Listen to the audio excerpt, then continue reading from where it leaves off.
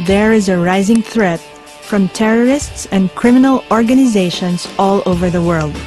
Experts point to recent events like the terrorist attacks on New York and London.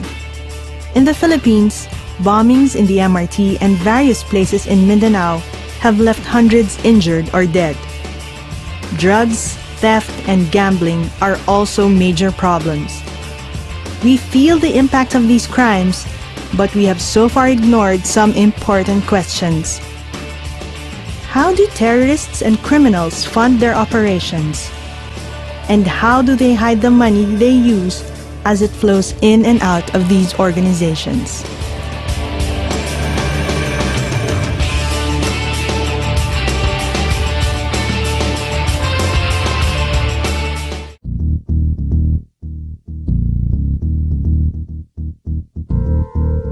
To understand what money laundering is, let's see it at work.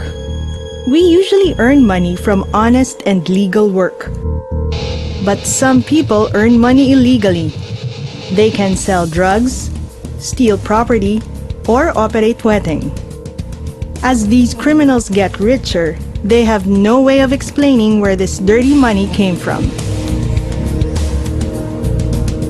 In order to make dirty money look clean, criminals use money laundering. One simple money laundering technique is to exchange stolen goods for money through pawn shops. The cell phone, which was the result of an illegal activity, was converted into untraceable cash. The thief probably gave a fake name and address and will never claim the phone.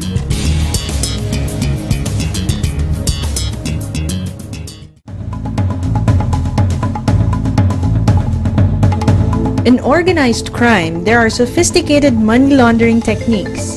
This happens in 3 stages. Let's look at these stages now. Let's say Don Vito, a drug lord, earns 1.5 million pesos. Earning this large amount in a short time is suspicious. So, to divert attention, Don Vito can split the large amounts into 3 smaller ones, each amounting to 500,000 pesos.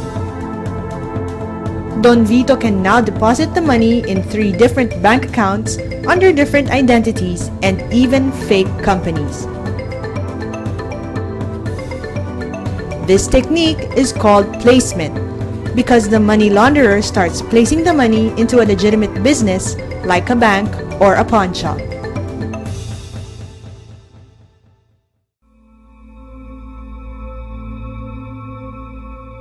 The next stage is for Don Vito to hide his connection to the money through a technique called layering.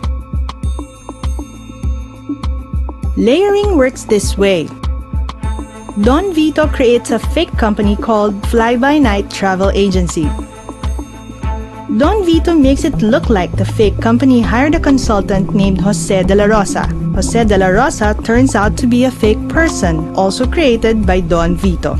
The fake company deposits money to Jose de la Rosa's bank account. The money now looks legitimate. De la Rosa then sends the money to a fake wife through money transfer. As the money moves around through fake people and companies, it becomes more and more difficult to trace its connection to Don Vito. The money is now ready for the final stage.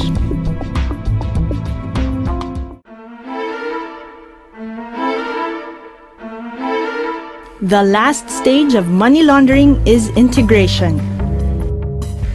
In this stage, Don Vito now starts to withdraw his money from the different bank accounts or collect it from his dummy companies.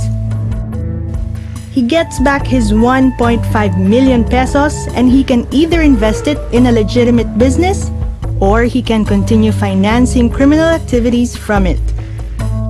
He can open a pawn shop or a lending agency and use these companies to launder more dirty money. Ironically, while Don Vito's money is sitting in the bank is also paying him interest. In effect, the bank is benefiting from the dirty money and even helping the criminal to earn more money.